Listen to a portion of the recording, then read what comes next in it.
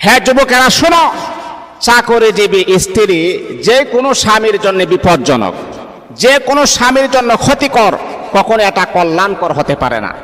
স্ত্রী থাকতে হবে ঘরের ভিতরে। আপনি যদি আপনার স্ত্রীকে দিয়ে টাকা পয়সা ইনকাম করান, তাহলে আল্লাহ পাক বলেছেন একটা আর আপনি করেছেন আরেকটা। মনে রাখতে হবে, চাকরিজীবী স্ত্রী যে কোনো স্বামীর জন্য বিপজ্জনক, ভয়ঙ্কর আলামত হতে পারে। হ্যাঁ যুবক, আমি আপনাদেরকে বলতেছি, দিলের কান লাগিয়ে শুনেন।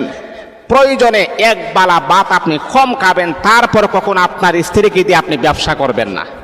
আপনার স্ত্রীর চাকরির উপার্জনের টাকা আপনি কখনো খাবেন না, কারণ মহিলারা সেকেন্ডে আপনাকে খোঁটা দিবেন। আপনি যদি তার টাকা পয়সা আপনি খান, দেখবেন আপনার মহিলা যতই ভালো হোক, আপনি যদি বলেন যে না ফাতেমা আয়েশা, তারপর আমি জগতের মহিলাকে বিশ্বাস করব না, যতই ভালো হোক, আপনি যদি আপনার স্ত্রীর ইনকামের টাকা খান,